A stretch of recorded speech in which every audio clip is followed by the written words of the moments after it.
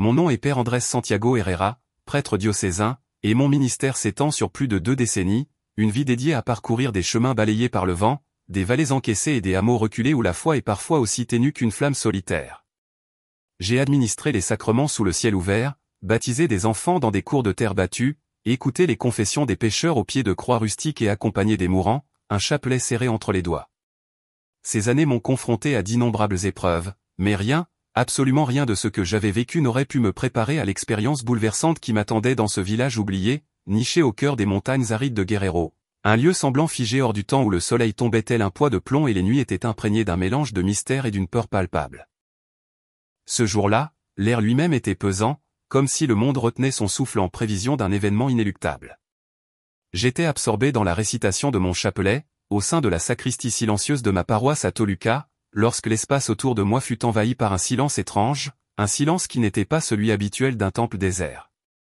C'était un silence vibrant, profond, comme si l'éternité elle-même s'était suspendue pour écouter. Mes mains se mirent à trembler imperceptiblement, et une vague de douceur inattendue me parcourut la poitrine, signe que ma solitude n'était plus. Je sentais une présence, intangible mais puissante.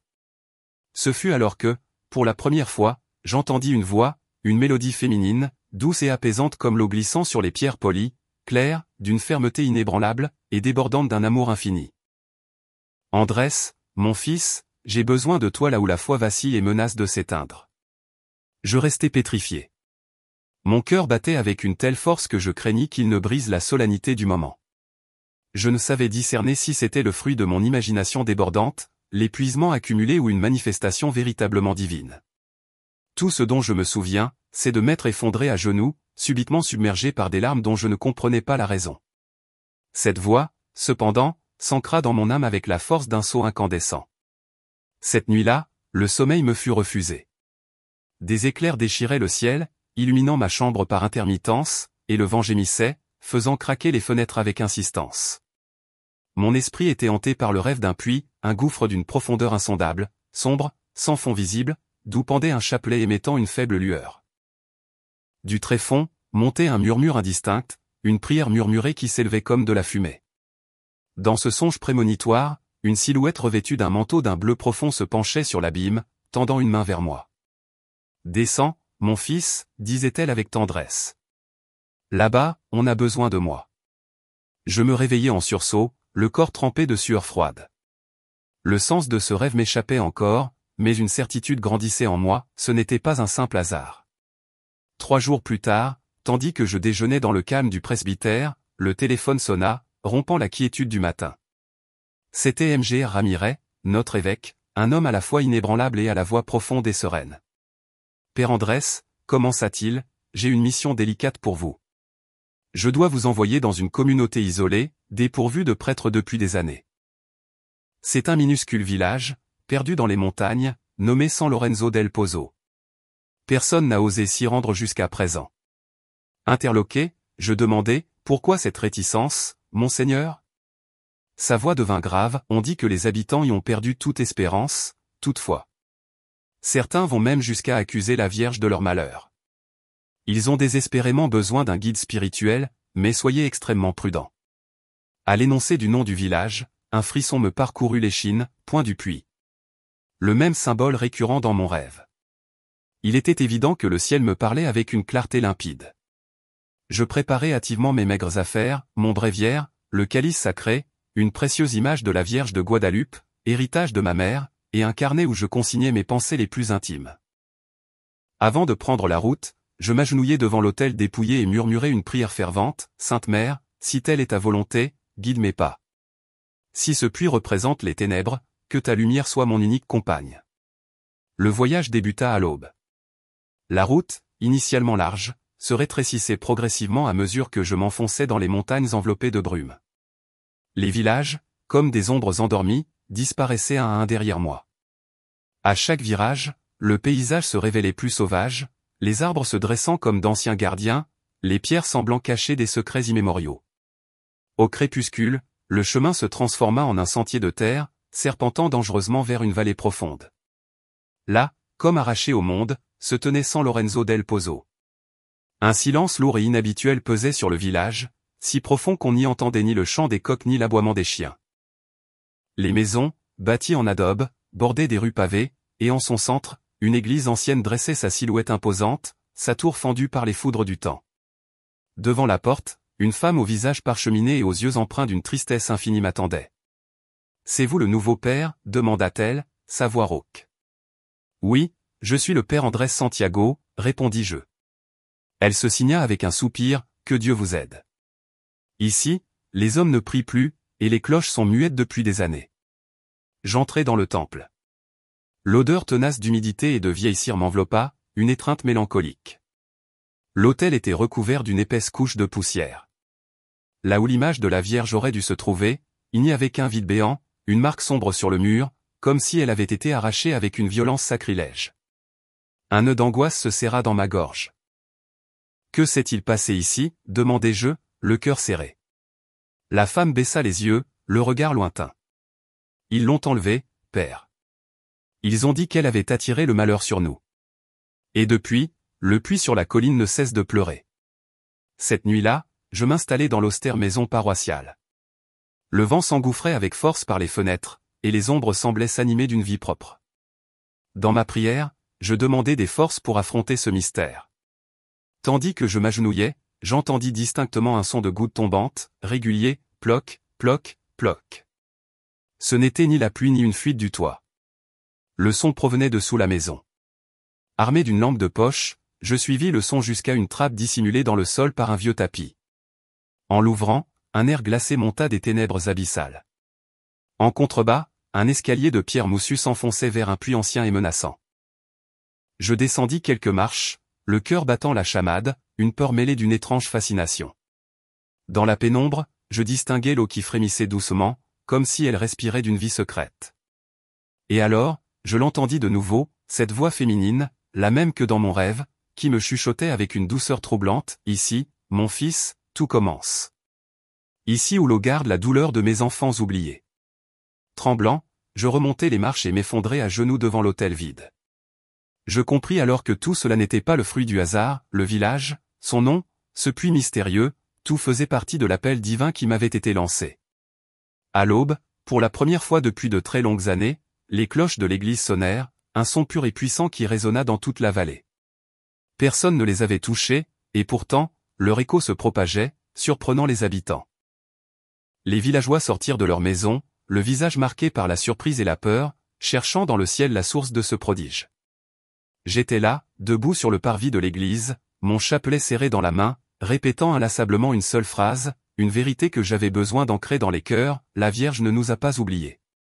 Je ne savais pas alors que ces mots seraient l'étincelle d'un conflit imminent, que pour les proclamer, une haine ancienne se ranimerait, et que cette obscurité tapie sous mes pieds, ce puits, deviendrait un jour ma prison.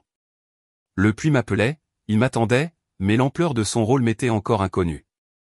Le lendemain, déterminé, je commençai ma ronde, frappant à chaque porte, un panier de pain à la main, mon seul désir étant de connaître les noms des habitants avant d'oser leur parler de miracles.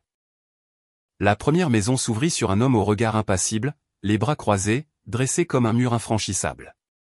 Il se nommait Rodrigo Vargas, bien que tous, avec un respect mêlé de crainte, l'appelaient Don Rodrigo. Il me laissa entrer, mais refusa de m'offrir un siège. Il me dévisagea, ma soutane semblant être une provocation à ses yeux, et déclara sans embâche qu'ici, on ne voulait ni d'image ni de prière adressée à quiconque d'autre que Dieu. La Vierge, selon lui, n'avait apporté que malheur et sécheresse, et ceux qui insistaient en son nom finissaient toujours mal. « Père, ne réveillez pas ceux qui dorment déjà », conclut-il, désignant la colline d'un hochement de tête, son geste pointant, sans le nommer, le puits maudit. Cet après-midi-là, dans l'atrium désert, 3 femmes s'approchèrent de moi en silence. Elles portaient des reboseaux sombres et leurs yeux, lourds de peine, semblaient implorer la permission de pleurer. L'aînée était Donia Remedio, celle-là même qui m'avait accueilli le jour de mon arrivée. À ses côtés se tenaient Amalia et Luz, une mère et sa fille, leurs visages marqués par une douleur partagée. Elles me racontèrent, avec des mots mesurés et lents, que l'image sacrée de la Vierge avait été violemment retirée de l'église une nuit de pleine lune, des années auparavant, suite à la tragédie d'un enfant tombé dans le puits et noyé.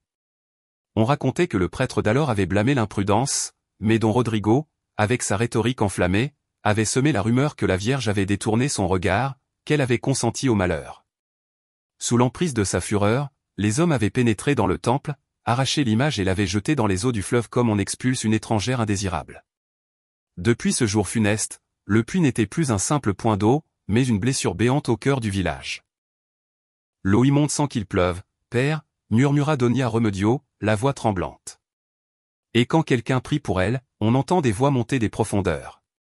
Je voulus m'enquérir de l'enfant, de son nom, de sa tombe, mais il me suffit de voir Amalia serrer la main de sa fille pour comprendre que cette histoire transperçait encore son âme. Au crépuscule, je convoquai une réunion à l'intérieur de l'église.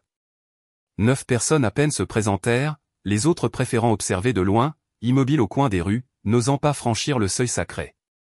La poussière dansait dans les rayons de lumière qui s'infiltraient par les vitraux brisés, ajoutant une aura mystique à la scène. Nous nous assîmes ensemble sur un banc de bois usé, sans microphone ni discours préparé.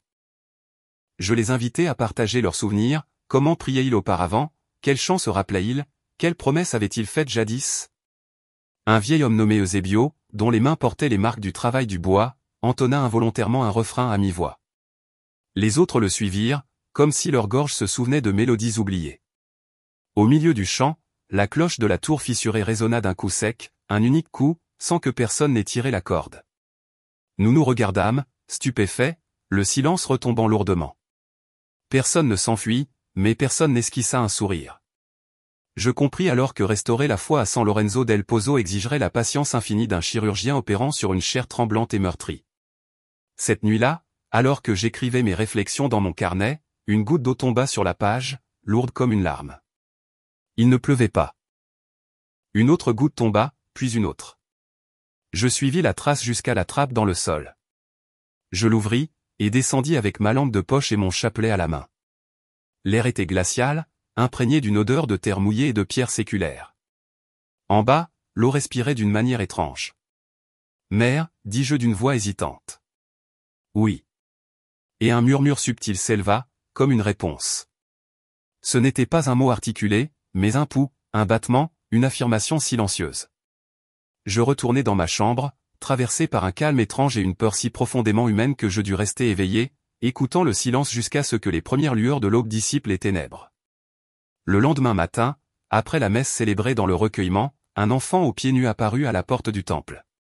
Il devait avoir environ 10 ans, mince comme un jonc, avec des yeux immenses d'une profondeur inhabituelle. Il s'appelait Julien. Il portait dans ses mains un petit flacon de verre, scellé par un chiffon usé. « Pour vous, père, dit-il, sa voix à peine audible. » À l'intérieur du flacon, de l'eau claire et pure, et au fond, un pétale délicat flottait. Je débouchai le flacon, et un parfum enivrant de rose envahit soudain l'air. Un frisson me parcourut la nuque. Personne dans le village ne possédait de rosier, et même s'il y en avait, il ne fleurissait jamais ainsi en cette saison venteuse. Julien baissa la voix, son regard furtif. Ma grand-mère dit que quand ça sent les roses, elle est proche, et qu'il ne faut pas avoir peur du puits, mais des hommes qui le gardent. Je voulus lui demander qui étaient ces gardiens, mais Julien s'était déjà élancé dans la rue, disparaissant derrière les maisons, comme s'il craignait d'être surpris en ma compagnie. Ce même jour, alors que nous nettoyions l'autel avec l'aide des quelques fidèles, 3 hommes firent irruption dans l'église. Ils portaient de larges chapeaux, des machettes ostensiblement attachées à leur ceinture, et leurs yeux affichaient une distance glaciale. Don Rodrigo les accompagnait. Il traversa l'allée, s'arrêtant devant l'espace vide où se tenait autrefois l'image de la Vierge, se dressant là, imposant.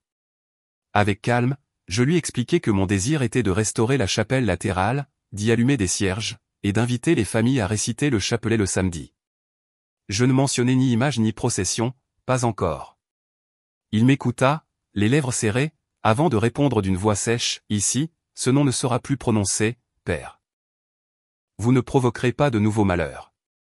Si vous insistez, vous semez le feu. » Je lui rétorquai que l'amour ne mettait pas le feu, mais que la haine, elle, en était capable. Il ne me cria pas dessus. Il s'inclina à peine, un mouvement subtil, et murmura d'une voix menaçante, « Il y a des puits qui ne pardonnent pas », ils sortirent sans un regard en arrière, et les portes, en se refermant, résonnèrent comme le couvercle d'un cercueil. Cet après-midi-là, j'accompagnai Donia Remedio chez elle. Elle m'offrit un café noir corsé et du pain rassis trempé dans du lait chaud, un geste de pure générosité. Elle me montra ensuite une petite boîte en bois, solidement attachée par une ficelle. À l'intérieur, elle conservait de vieilles images pieuses, une médaille oxydée, et un morceau de tissu bleu, brodé de minuscules étoiles, qui, disait-elle, avait miraculeusement survécu à la nuit où la Vierge fut arrachée du temple. Je serrai le précieux morceau de tissu contre ma poitrine, une relique. Elle me confia que son mari, Hilario, avait été l'un de ceux qui avaient courageusement tenté d'empêcher le sacrilège, et que depuis cette nuit-là, il boitait, une douleur persistante les jours humides. Je le vis, assis près de la fenêtre, son regard fixé sur la colline. Il ne prononça pas un mot. Il leva à peine la main droite quand il me vit, un geste de bénédiction silencieuse, chargé de sens. En sortant, le soir commençait à tomber, drapant le village d'une mélancolie douce amère. Sur la place principale, un groupe de jeunes s'exerçait avec des bâtons, les frappant contre le sol dans un rythme qui se voulait dansant, mais qui résonnait plutôt comme un avertissement menaçant. Au coin de la place, sur une table rudimentaire, j'aperçus 3 grosses cordes soigneusement enroulées. Personne ne me donna d'explication sur leur usage, mais je n'en avais pas besoin. Un frisson d'appréhension me parcourut les omoplates. Je me dirigeai vers l'église et, juste avant d'entrer, j'aperçus Julien au loin. Il me fit un signe rapide et disparut derrière les maisons. Je le suivis. Nous traversâmes des ruelles étroites et sinueuses jusqu'à atteindre un verger abandonné. Là, nous attendait sa grand-mère, une femme aux yeux couleur de maïs grillé, le visage creusé par les années et la sagesse. « Père, dit-elle sans préambule, sa voix grave et posée, cette terre est blessée. Les hommes ont perdu l'espoir et ont lié leur douleur au puits. Si vous la déliez, ils se retrouveront sans chaîne, face à leur propre vide. C'est pourquoi ils ne vous laisseront pas faire. » Je lui demandai un conseil qui ne serait pas de fuir. Elle m'offrit alors un ancien remède, réciter les mystères douloureux du chapelet en marchant autour du puits, sans jamais regarder à l'intérieur, pendant plusieurs après-midi consécutifs. Et toujours porter dans ma poche un petit morceau de tissu ayant touché l'image de la Guadalupana. Je lui montrai le fragment de tissu de Donia Remedio que j'avais précieusement conservé. Elle acquiesça, comme si le ciel avait parlé par ma voix. Le premier après-midi, nous entamâmes l'ascension de la colline. Nous n'étions que 5, Donia Remedio, Eusebio, Amalia, la petite Luz et moi. Personne d'autre n'avait osé se joindre à nous. Le sentier était couvert de feuilles sèches qui craquaient sous nos pas comme de petits os brisés. Le puits apparut soudain, rond, sa large ouverture béante, la margelle faite de vieilles pierres couvertes de mousse. Il n'avait pas de rambarde, aucune protection. Le vent semblait monter de ses profondeurs, non descendre du ciel. Nous commençâmes à prier, nos voix se mêlant dans la solitude du lieu. Au 3e mystère, un groupe d'hommes apparut silencieusement parmi les arbres. Ils nous observèrent sans un mot, des bâtons grossiers à la main, leurs visages sombres. Ils ne s'approchèrent pas, mais ne repartirent pas non plus. La petite Luz tremblait, mais Amalia lui serra la main, l'encourageant à continuer sa prière. Je sentis un regard plus froid que tous les autres me transpercer le dos, mais je ne voulus pas me retourner. Nous terminâmes le chapelet et redescendîmes en silence. Cette nuit-là, des pierres furent lancées contre la fenêtre de la maison paroissiale. La vitre se brisa dans un fracas, et avec la brise glaciale, entra le parfum envoûtant des roses. Les 2e et 3e après-midi, nous répétâmes ce rituel, la montée vers le puits et la récitation du chapelet. Autour du puits, des plumes noires, semblables à celles d'un corbeau, étaient éparpillées. Donia Remedio les balayait du pied avec un geste déterminé. Eusebio, lui, laissait une bougie allumée dans une cavité rocheuse, à l'abri du vent. Personne ne parlait de la peur, mais elle était palpable, respirée à chaque instant. En redescendant, les femmes nous attendaient avec du café chaud et du pain, qui avait le goût réconfortant d'une récompense. Le 4e jour, lorsque la cloche du temple sonna d'elle-même à l'heure des prières, les hommes qui nous surveillaient s'avancèrent enfin. Don Rodrigo les menait, son visage marqué par la détermination. Il nous demanda de cesser ces superstitions. Je lui répondis que c'était simplement une prière. Les mêmes mains qui jettent des cordes autour du cou d'un homme savent aussi joindre les mains pour prier, répliqua-t-il, s'approchant si près que je sentis son souffle froid. Si vous montez encore, cela finira mal. Je ne dormis pas cette nuit-là. Sous la trappe, le murmure de l'eau semblait prononcer mon nom. Je descendis 3 marches, m'assis sur la pierre humide et laissai mes pieds pendre dans le vide abyssal. Le chapelet serré dans ma main, les mystères aux lèvres, l'obscurité devant mes yeux. Soudain, l'air changea. Une odeur pure et vivante monta des profondeurs. la lampe de poche vacilla, puis s'éteignit, me plongeant dans le noir absolu. Dans cette obscurité palpable, j'entendis une phrase, non pas avec mes oreilles, mais avec mon cœur, résonnant au plus profond de ma poitrine, « Ne crains pas. Il manque encore. » Une paix qui ne m'appartenait pas m'envahit alors. Je remontai avec précaution et, en refermant la trappe, je vis que le flacon que Julian m'avait donné se trouvait sur la table. Le pétale, auparavant pâle, brillait désormais comme illuminé de l'intérieur, d'une lumière douce et mystérieuse. Le 5e jour, à peine sortis de l'église, ils nous encerclèrent sur la place. Ils n'étaient pas nombreux, mais suffisants pour que les autres villageois se barricadent dans leur maison. Don Rodrigo parla d'ordre, de la nécessité d'éviter de nouveaux malheurs, affirmant que moi, un étranger, je ne savais rien de ce qu'il leur en avait coûté de survivre. Moi, je parlais de mémoire, expliquant qu'expulser la mer ne guérissait pas le cœur brisé de l'enfant, que l'eau s'apaisait par le chant, non par les pierres. Je restais sans rhétorique, la vérité seule m'animait. Alors, il se produisit quelque chose d'imprévu, un événement qui n'était pas inscrit dans mes plans. La petite Luz, atteignant à peine ma ceinture, fit un pas en avant et, d'une voix d'une clarté étonnante, déclara « Mon frère est tombé dans le puits, mais la Vierge ne l'a pas poussé. » Un murmure parcourut l'assemblée. Amalia serra sa fille contre sa poitrine, les larmes aux yeux. Personne ne se moqua, personne n'applaudit, mais l'air changea de densité, comme si un film invisible s'était brisé entre nous, révélant une vérité longtemps enfouie. Pourtant, le 6e jour fut le pire. En montant la colline, nous découvrîmes, suspendus au-dessus de la margelle du puits, 3 lassos tressés, chacun formant un nœud coulant menaçant. Le symbole était clair, sans aucune ambiguïté. Nous priâmes sans les bouger, la bouche sèche, la langue amère. Tandis que nous murmurions, « Prie pour nous », j'entendis en bas un coup sourd, comme du bois heurtant la pierre dans les profondeurs.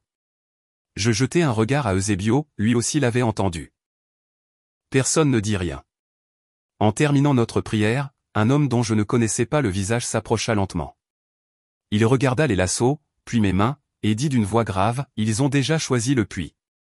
Ne rendez pas les choses plus difficiles. » Je gardai ces paroles plantées dans mon estomac comme un poignard émoussé jusqu'à l'aube.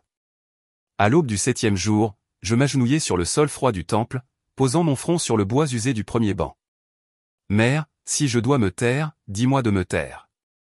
Si je dois aller au bord de l'abîme, accompagne-moi. Je sortis, saisis la corde de la cloche et la fis sonner, non par habitude, mais par une nécessité impérieuse. Sur la place, ils n'étaient pas 9, ni 5, mais 2 seulement, Donia Remedio et Julian. Personne d'autre n'avait osé. Nous montâmes la colline en silence, nos cœurs battant à l'unisson. À quelques mètres du puits, le sol était étrangement humide, comme s'il n'avait plus qu'à cet endroit précis. La margelle semblait respirer d'une vie propre. Nous commençâmes le chapelet. Au 2e mystère, ils apparurent. Ils ne criaient pas. Ils marchaient avec la détermination de ceux qui accomplissent une tâche apprise et inexorable. L'un portait une torche, un autre un sac, un autre encore les cordes de la veille. Don Rodrigo marchait derrière, ses yeux sombres, une haine visible gravée sur son visage, une destinée implacable. « Ça suffit, dit-il, sa voix résonnant avec force. Cela se termine aujourd'hui. » Donia Remedio s'accrocha à ma manche, son visage blafard. Julian serra le flacon contre sa poitrine. Je fis un pas en avant. Je n'allais pas discuter de théologie. Je dis seulement, avec une clarté inattendue, si vous me jetez, vous n'éteindrez pas la mer, et si vous me pardonnez, vous ne perdrez pas l'enfant. Je ne sais pas pourquoi j'ai choisi ces mots. Peut-être ne les ai-je pas choisis. Le vent, qui montait du puits avec une force inattendue, nous fouetta le visage, apportant une odeur d'eau nouvelle, fraîche et pure. Un murmure commença à grandir, doux d'abord, puis de plus en plus fort, comme le son d'une pluie approchant inexorablement. Eusebio n'était pas là. Amalia n'était pas là. Luz n'était pas là. Il n'y avait que nous 3, et les autres. Quand le premier homme leva la corde, je vis clairement le nœud, l'espace exact où mon cou allait s'insérer, le bord de pierre glissant, la bouche béante de la terre. Je ne ressentis ni courage ni peur, seulement une étrange certitude, pas encore. Et pourtant, le pas était déjà franchi. Alors, d'en bas, quelque chose frappa de nouveau, 2 fois, avec un rythme régulier, comme une cloche sous l'eau. Nous nous regardâmes, la stupéfaction figée sur nos visages. Celui qui portait la torche la leva, le feu vacilla et s'inclina vers le puits, non pas à cause du vent de la colline, mais par le souffle mystérieux émanant de la bouche noire. Don Rodrigo serra les lèvres. « Pas aujourd'hui, dit-il, sa voix brisée par l'incrédulité, et baissa la main, vaincu. Personne ne bougea pendant une longue minute, suspendu dans le temps. Les cordes restèrent au sol, à mes pieds. Le murmure cessa, l'eau redevint silencieuse, et nous comprîmes tous que le puits avait parlé, mais nous ne savions pas encore ce qu'il avait dit. Nous revînmes au village sans victoire apparente, sans accord, sans effusion de sang. Dans l'atrium silencieux, Donia Remedio me baisa le front avec une tendresse maternelle. Julian me rendit le flacon contenant le pétale, son regard plein d'une gravité enfantine. « Pour quand vous devrez remonter ?» murmura-t-il, un pressentiment dans sa voix. J'acquiesçai, conscient qu'il y aurait une prochaine fois. Cet après-midi-là, tandis que le soleil se cachait lentement derrière la colline, le village respira comme quelqu'un qui se prépare à l'inévitable.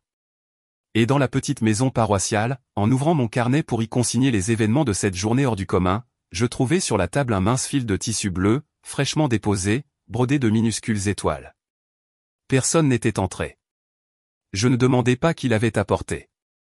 Je le rangeai précieusement dans ma poche, près de mon chapelet. Dehors, sans que personne ne tire la corde, la cloche sonna une seule fois, comme un avertissement, comme un nouveau commencement. Le lendemain matin, un silence épais et angoissant s'installa, comme si la montagne elle-même avait oublié de respirer. Un brouillard dense s'accrochait au toit des maisons, et les cloches, muettes, n'osaient pas sonner. J'ouvris la fenêtre de la maison paroissiale. L'air était imprégné d'humidité et d'une odeur métallique, celle d'une tempête qui n'arrivait pas à se déclencher. Dans l'atrium, un chien grattait la terre près du mur, et sous ses pattes, apparut un ruban bleu mouillé, orné de petites étoiles brodées. Il était identique à celui que j'avais trouvé la veille au soir sur ma table. Je le ramassai avec soin. Le tissu était tiède, comme si quelqu'un l'avait tenu il y a un instant à peine. Je le gardai près de mon chapelet, sentant l'impérieuse nécessité de remonter sur la colline, malgré la certitude que les hommes nous surveilleraient. À la porte du temple, Julian m'attendait, ses vêtements tachés de boue, les yeux emplis d'une inquiétude sincère. « Père, murmura-t-il, hier soir, j'ai entendu dire que ceux du conseil vont venir vous chercher. Ils ont dit que si vous parlez encore de la Vierge, ils vous feront taire pour toujours. » Je souris avec un calme que je ne ressentais pas vraiment. « Et toi, tu as peur ?» ?»« Oui, » répondit-il sans hésiter, mais pas elle. Hier soir, j'ai rêvé qu'elle me donnait une fleur. Je lui posai une main sur la tête. « Alors, nous sommes bien, mon fils, lui dis-je, une lueur d'espoir dans le regard. Je célébrais la messe à voix basse, seul le faible écho de mes paroles résonnant dans le temple presque vide. Seul Donia Remedio assista à l'office, assise sur le premier banc, son chapelet de perles noires glissant entre ses doigts. Au moment de l'élévation, un rayon de soleil traversa le vitrail brisé et vint illuminer l'espace vide où se trouvait autrefois l'image sacrée. Je vis des particules dorées suspendues dans l'air, flottant comme de la poussière bénite, une vision éphémère et poignante. Personne ne parla, mais nous savions tous les deux que quelque chose nous observait depuis ce creux. Cet après-midi-là, je me rendis au cimetière. Le sol était humide et les croix de bois tordues penchaient sous le poids des années. Je cherchais la tombe de l'enfant tombé dans le puits. Il me fallut du temps pour la trouver, une petite croix sans nom, juste un morceau de métal rouillé avec une date effacée par le temps. Je m'agenouillai et priai, le cœur lourd. En levant les yeux, je remarquai un homme immobile parmi les tombes. C'était Hilario, le mari boiteux de Donia Remedio, qui m'observait en silence. « Vous cherchez des réponses, dit-il enfin, sa voix rauque. Mais ici, personne ne les a trouvées. Le puits les a toutes avalées. Que s'est-il réellement passé cette nuit-là, demandai-je, le regard fixé sur lui. Je l'ai vu, murmura-t-il, ses yeux perdus dans le passé. Ce n'est pas la Vierge qui a laissé tomber l'enfant. Ce fut son propre père, ivre lors d'une bagarre. Mais il était plus facile de blâmer un manteau que de faire face à un homme. Hilario me tourna le dos et s'éloigna en boitant parmi les croix silencieuses. Je restai seul, contemplant le ciel gris, un mélange de compassion et de rage grandissant dans ma poitrine. Je compris alors que ce village ne haïssait pas la Vierge, mais haïssait son propre péché, reflété et amplifié en elle. Cette nuit-là, j'écrivis dans mon carnet, là où la peur commande, la foi se cache. Là où la foi se perd, les hommes inventent des coupables. À minuit, un coup sec me réveilla, puis un autre, résonnant à ma porte. Je pris ma lampe de poche et ouvris, le cœur battant.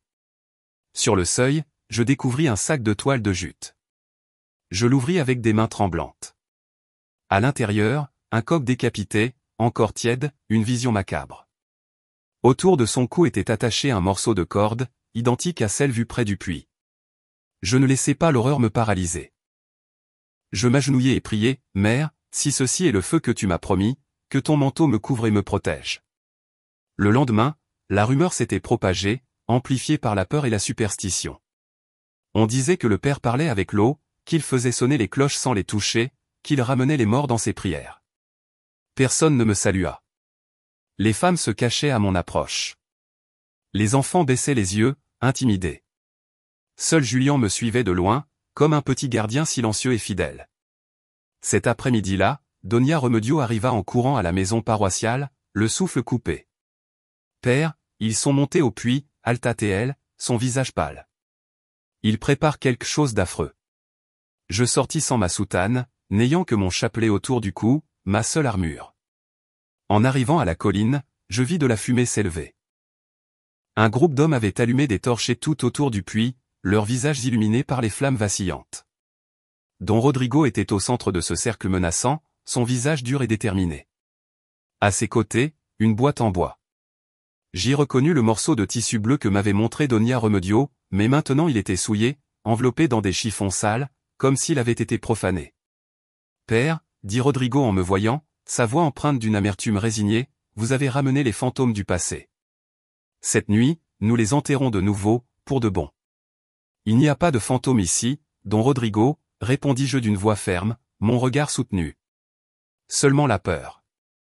Alors, restez pour le voir mourir. L'un des hommes, sans hésitation, jeta la boîte dans le puits. Le feu des torches vacilla violemment, et un vent soudain nous fouetta le visage. Les flammes, étrangement, s'inclinèrent vers les hommes, non vers moi. La corde qui entourait la margelle s'agita seule, comme si le puits respirait d'une vie propre. J'entendis un son profond, un écho montant des profondeurs, ce n'était pas de l'eau, c'était un chant. Un murmure féminin, léger comme un cœur lointain, s'éleva doucement, emplissant l'air. Les hommes reculèrent, décontenancés. Don Rodrigo brandit sa machette, la leva vers le ciel, et cria, sa voix tremblante de rage et de désespoir, « Cela se termine aujourd'hui. » Mais à cet instant précis, la torche la plus proche s'éteignit subitement. Puis une autre, jusqu'à ce que l'obscurité nous enveloppe entièrement. Il ne restait que la lumière pâle de la lune et une lueur étrange, émanant de l'intérieur du puits. Oui, de l'intérieur. Une lueur bleue et douce, comme si l'eau elle-même s'était allumée d'une lumière céleste. Nous restâmes tous immobiles, suspendus dans un silence oppressant. Personne ne parla, personne n'osa respirer. Soudain, une voix s'éleva dans le vent, claire, inimitable, emplie d'une tendresse infinie. « Pourquoi craignez-vous l'amour si l'amour vous a mené jusqu'ici ?» Les hommes s'enfuirent en trébuchant parmi les pierres, leur peur ranimée. Seul Rodrigo resta debout, les yeux fixés sur moi, la machette tremblant faiblement dans sa main. Ses lèvres bougèrent, mais aucun son n'en sortit. Puis il baissa la tête, vaincu, et s'en alla sans un regard en arrière. Je restai seul près du puits, la lueur bleue s'éteignant lentement jusqu'à ce qu'il ne reste que la lune solitaire. Je tombai à genoux et pleurai, non de peur, mais d'un soulagement immense. Je sus qu'elle était là, non pour punir, mais pour attendre. Quand je retournai au village, je trouvai la porte de la maison paroissiale ouverte. Sur la table, le flacon de Julien était là, mais le pétale n'y était plus. À sa place, flottait une minuscule croix de lumière, formée par des bulles scintillantes, comme si l'eau respirait la foi elle-même. Je dormis peu cette nuit-là. À l'aube, des coups à la porte me réveillèrent de nouveau. C'était Julien, agité, les yeux brillants d'excitation et de peur. « Père, venez vite, le puits pleure. » Je courus derrière lui, le cœur battant.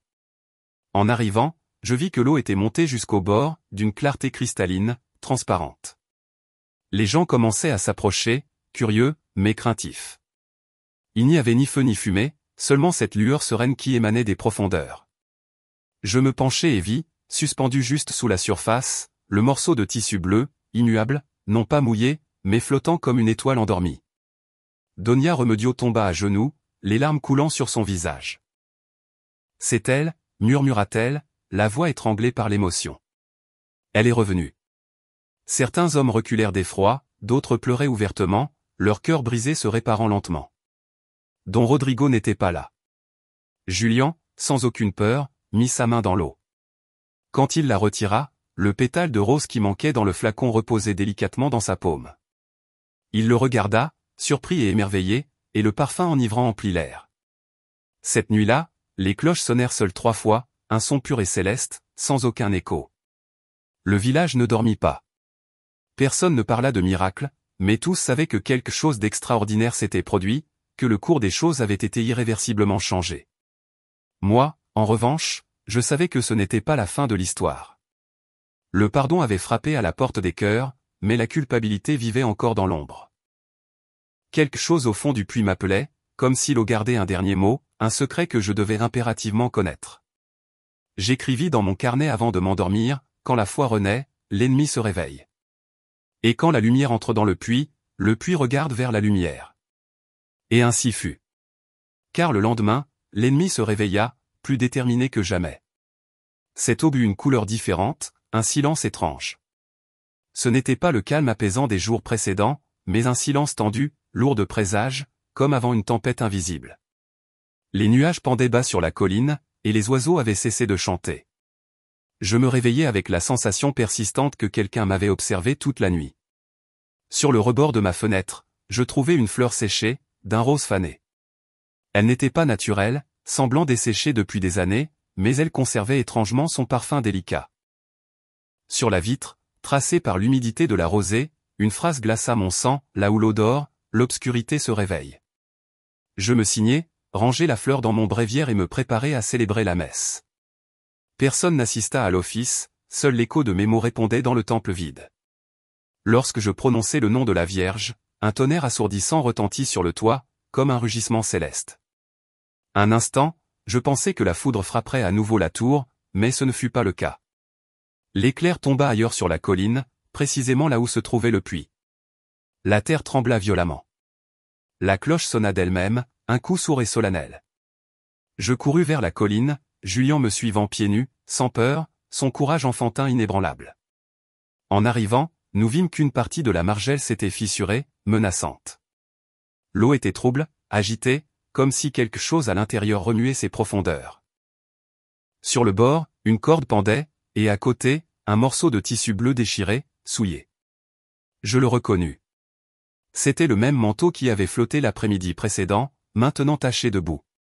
Je le ramassai, et sentis une douce chaleur dans mes mains, non pas le feu, mais la vie elle-même.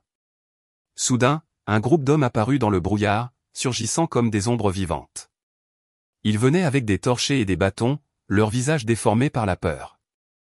En tête, Don Rodrigo, son visage durci par la terreur, non plus par la haine. « Père » cria-t-il, sa voix tremblante d'une panique incontrôlable, « nous vous l'avons dit. Le puits est maudit et vous l'avez réveillé. Cela se terminera cette nuit. » « Le puits n'est pas maudit, » répondis-je d'une voix ferme, mon calme défiant leur peur. « Il est béni par les larmes d'une mère. » Assez de blasphème. Rugit l'un des hommes, jetant à terre une croix brisée, le geste violent symbolisant leur désespoir. Donia Remedio et Amalia arrivèrent en courant, tentant de s'interposer, mais les hommes les écartèrent violemment. Julian tenta de courir vers moi, mais il fut retenu. Je fis un pas en avant. « Ne craignez rien, dis-je, ma voix résonnant avec une autorité nouvelle. L'obscurité ne règne que lorsqu'on lui en donne la permission. Alors vous verrez ce que fait le peuple quand il se lasse des faux prophètes, répondit Rodrigo, son regard empreint d'une fureur sourde. Je sentis des mains se poser rudement sur mes épaules. On me retint par les bras. Je n'offris aucune résistance. Je savais que cela devait s'accomplir, bien que je ne comprenais pas encore pourquoi. On me traîna vers le puits. La foule s'était rassemblée autour, certains pleuraient, d'autres regardaient en silence, le visage impassible. Le ciel se couvrait d'une ombre dense, effaçant le soleil. Don Rodrigo éleva la voix, sa sentence résonnant dans l'air lourd, cet homme a apporté la division, il a invoqué des esprits, il a fait parler l'eau. Que le puits le dévore et qu'avec lui la folie s'achève. J'essayai de parler, mais un coup violent dans la poitrine me coupa le souffle. Je tombai à genoux, l'air me manquant. Je regardai Julian. L'enfant pleurait à chaudes larmes, agrippé au flacon qu'il portait toujours sur lui. Il le leva à deux mains et cria, sa voix perçante, « Ne le faites pas, elle est ici. » Le bruit du verre se brisant résonna comme un coup de feu. Le flacon tomba au sol et le pétale de rose qu'il contenait se défit en 1000 gouttes de lumière, s'envolant vers le ciel comme des étoiles filantes. À cet instant, le vent changea, soufflant un parfum de fleurs inonda l'air, doux et puissant. Les hommes hésitèrent, une brève pause s'installa. Je profitai de ce répit inattendu pour lever les yeux au ciel et dire, du fond de l'âme, « Mère, si c'est l'heure, ne me laisse pas tomber sans ta main protectrice. » Mais le destin n'attendit pas. Des mains me poussèrent de nouveau, avec une force implacable. Je sentis le vide s'ouvrir sous mes pieds, une chute vertigineuse. Le monde tourna autour de moi, et l'obscurité m'engloutit. Je tombais. J'entendis les cris horrifiés des femmes, les pleurs déchirants de l'enfant, et puis rien, seulement le bruit sec de l'eau qui me recevait. Le froid me transperça comme un poignard acéré.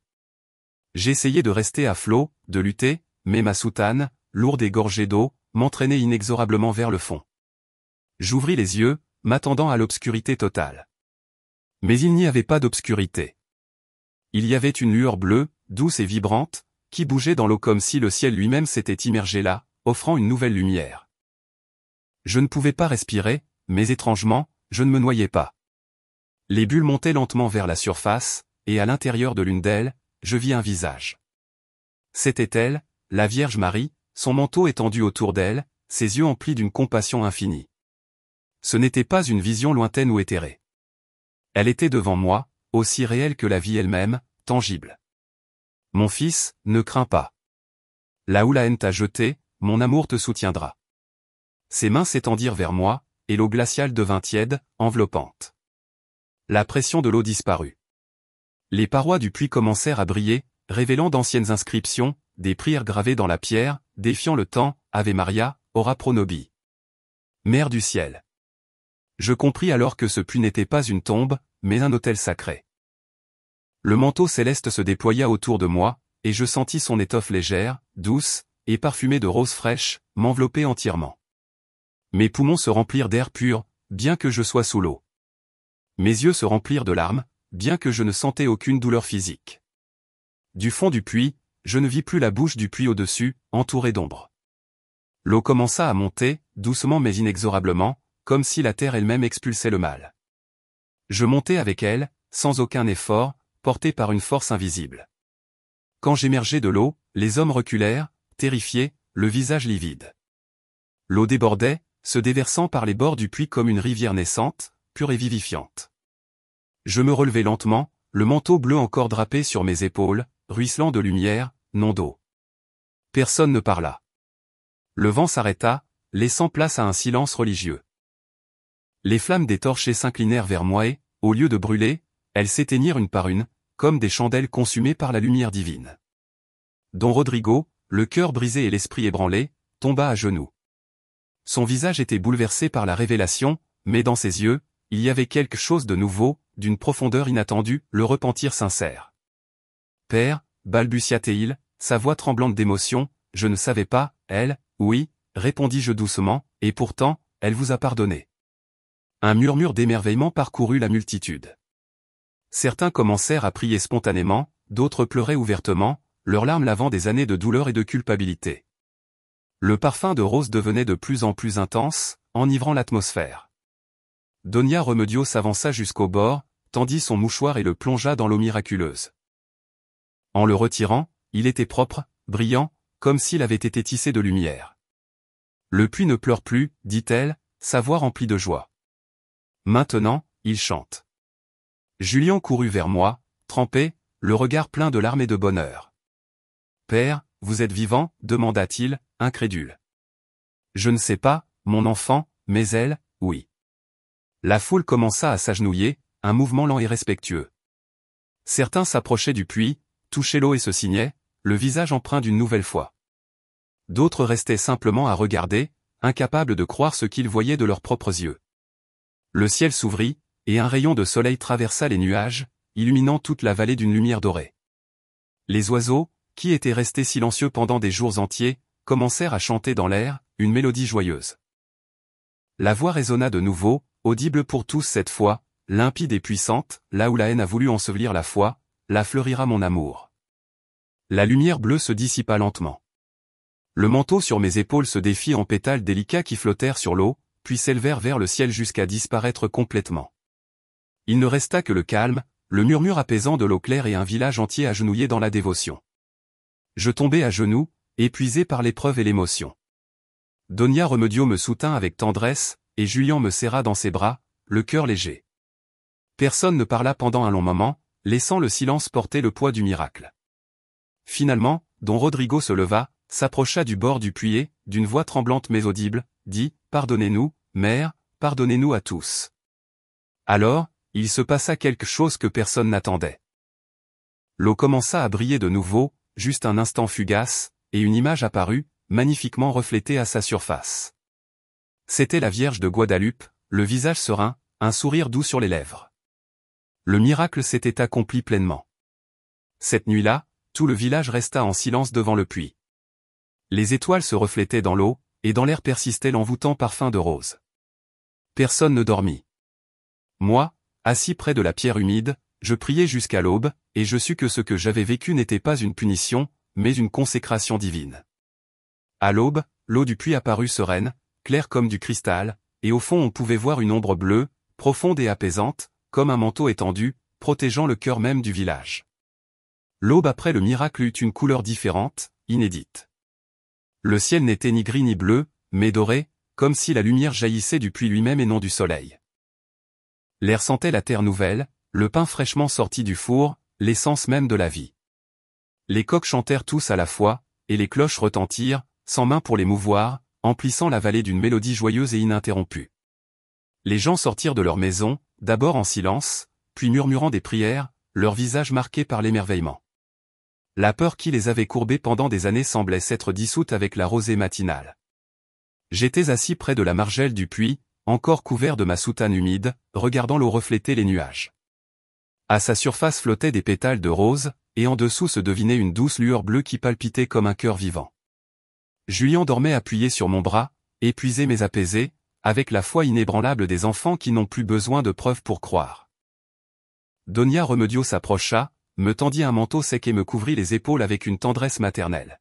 « Père, dit-elle à voix basse, le regard pétillant, le puits chante. » Et c'était vrai. Si l'on se penchait et écoutait attentivement, on entendait un murmure léger, comme si les pierres elles-mêmes priaient, une symphonie silencieuse. Ce n'étaient pas des mots articulés, mais une musique divine, le son de l'eau étant une prière constante et vivante. Je restai à écouter longtemps, jusqu'à ce que Don Rodrigo s'approche. Il venait seul, sans machette ni torche, son visage émacié, les yeux cernés, mais son regard était profondément transformé. Il s'agenouilla devant le puits, posa les mains sur la pierre et, sans lever les yeux, dit d'une voix pleine d'humilité, « Père, j'ai été un ignorant. Je ne comprenais pas que la Vierge n'est pas venue nous voler l'eau, mais nous rendre l'âme. » Je l'aidai à se relever. Il n'y avait aucune rancœur en moi, seulement une immense gratitude. « Dieu vous a pardonné, lui dis-je. Maintenant, il faut que vous vous pardonniez aussi. » Ce même jour, tout le village se réunit sur la place.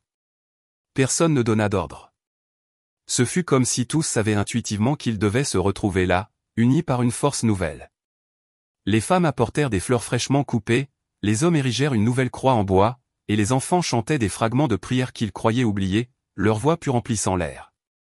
Le puits était le centre de tout, le cœur battant de leur renaissance. Don Rodrigo demanda à parler. Sa voix, tremblante au début, devint progressivement ferme et assurée. « Hier soir, j'ai vu le visage de la Vierge dans l'eau. Elle n'est pas venue nous punir, elle est venue nous rappeler qui nous sommes réellement. Elle nous a enseigné que la foi ne s'enterre pas, que la haine ne fait que dessécher la terre et les cœurs. À partir d'aujourd'hui, ce puits sera notre autel, notre sanctuaire. » Le village répondit par un applaudissement spontané, mêlé de pleurs et de rires, une explosion de joie et de soulagement.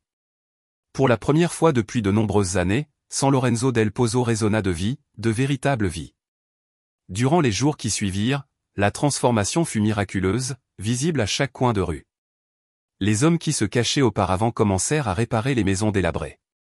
Les femmes nettoyèrent l'église avec une ferveur renouvelée, accrochèrent des guirlandes de fleurs vives et préparèrent une petite procession pour célébrer leur retrouvaille avec la foi. Julian, avec son flacon vide désormais symbole d'espoir, recueillait l'eau du puits chaque matin pour remplir la fontaine baptismale, une eau qui, lorsque le soleil la touchait, brillait comme de l'argent liquide. Un après-midi, alors que j'aidais à ériger une nouvelle image de la Vierge, sculptée avec dévotion par Eusebio, dont Rodrigo s'approcha de moi, un morceau de pierre à la main. « Regardez, père, me dit-il, son visage empreint de respect. Je l'ai sorti du fond du puits quand nous sommes descendus pour le nettoyer. C'était une dalle couverte d'inscriptions anciennes. Certains mots étaient illisibles, effacés par le temps, mais parmi eux se distinguait clairement une phrase gravée en latin, Mate aquarum vivarum, mer des eaux vives. Je restai à regarder cette pierre longtemps, profondément ému.